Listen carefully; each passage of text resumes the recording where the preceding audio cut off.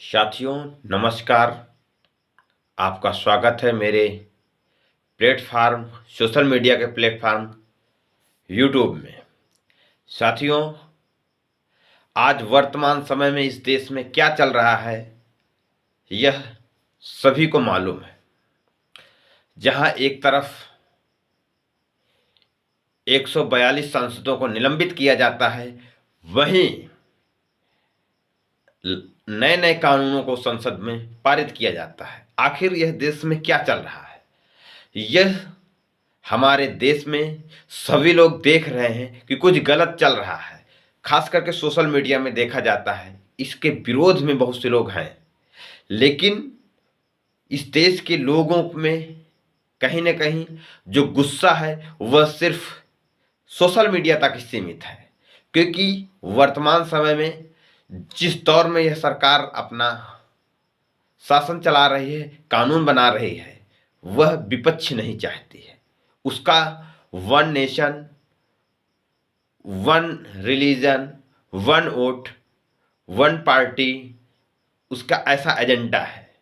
और इस जब इस देश की संसद, नई संसद 28 मई को सिंगोल स्थापित हुआ, वो तभी यह आभास हो गया कि इस देश में लोकतंत्र खतरे में है। लोकतंत्र को खत्म करके राजतंत्र स्थापित करने की तैयारी चल रही है। लेकिन हमारे देश के बहुत से लोग अभी भी ऐसा सोच रहे हैं कि कुछ चमत्कार होगा। तो मैं अपने साथियों को सोशल मीडिया के प्लेटफॉर्म के द्वारा यह अवगत कराना चाहता हूं कि वर्तमान समय में जिस प्रकार सरकार की गतिविधियां हैं और भारत देश में जिस प्रकार से पाखंडवाद फैला हुआ है, उसको देखते हुए मैं कहना चाहूँगा कि वर्तमान सरकार को हटाने के लिए कोई देवी देवता प्रकट नहीं होंगे। यह लोकतांत्रिक देश है। जनता की सरकार तभी स्थापित हो सकती है जब जनता अपने हक और अधिकार के लिए अपने घर से बाहर आएगी। यदि आज के वक्त में हम लोग अपने घर से नहीं निकले, तो आने वाले दिनों में न हमारे पास घर होगा, न निकलने के लिए सड़कें होंगी। क्योंकि जिस प्रकार से सरकार 142 सांसदों को निलंबित करके एक तरफा अपने मन मुताबिक कानून बनाने का काम कर रही है, इससे साफ जाहिर है कि सरकार की मानसिकता है अपने अनुसार एकाधिकार राज करने के लिए। तानाशाही, डिक्टेटरशिप बनी रहे और वो जो चाहे वही काम हो।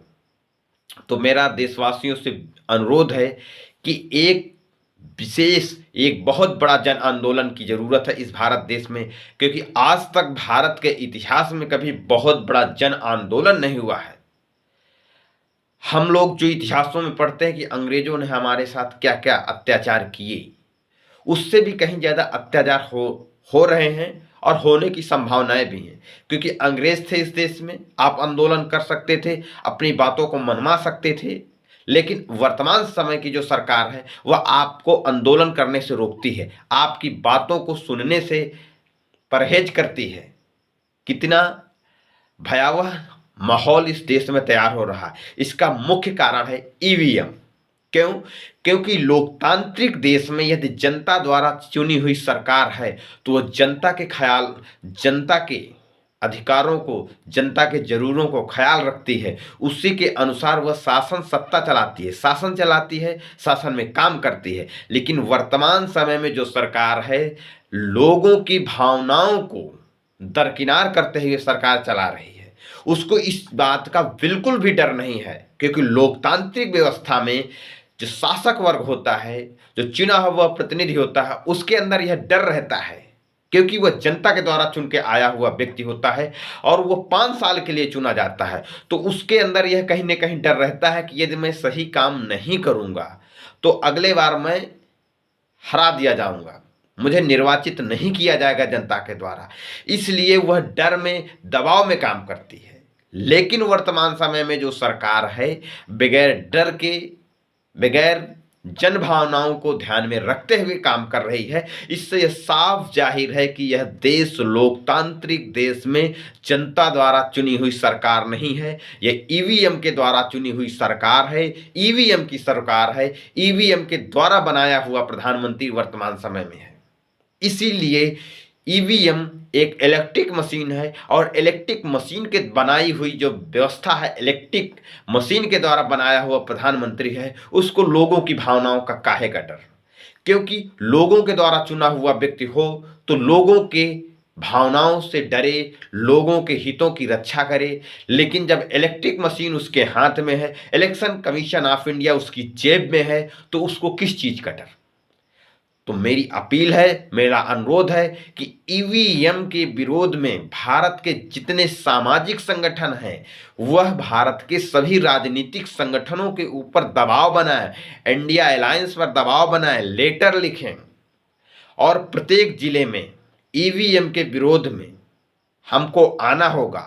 और 2024 की लोकसभा चुनाव का हर हाल में इलेक्ट्रिक मशीन के द्वारा चुनाव हो, तो उसका हमको विरोध करने की ज़रूरत है मेरे सम्मानित साथियों, संविधान प्रेमी साथियों, बहुजन साथियों। क्योंकि अघोषित मनुस्मृति लागू होने की स्थिति जो है इस देश में, अगर हम लोग आज के वक्त में घर से नहीं निकले तो कभी नहीं निकल सकते हैं, आज नहीं तो कभी नहीं।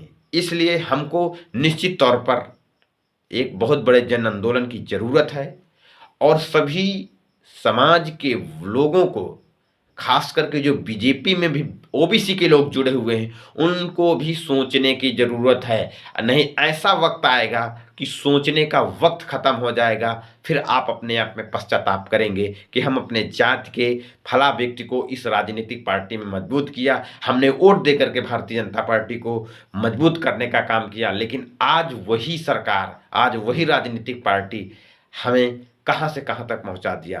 तो मेरी अपील है, मेरा अनुरोध है इस समस्त देशवासियों को कि एक जन आंदोलन की तरफ इस देश को प्रचारित किया जाए। ये सोशल मीडिया के द्वारा इसलिए अपील की जा रही है कि मेन स्ट्रीम मीडिया का अपना अलग उद्देश्य है। हम समस्त भारतवासी सोशल मीडिया के द्वारा अपनी बातों को आदान प्रदान करते हुए एक बहुत बड़े परिवर्तन की ओर जा सकते हैं। तो मेरे द्वारा मेरी अनुरोध, मेरा अपील कैसी लगी कमेंट बॉक्स में लिखें। धन्यवाद। जय भारत, जय संविधान, जय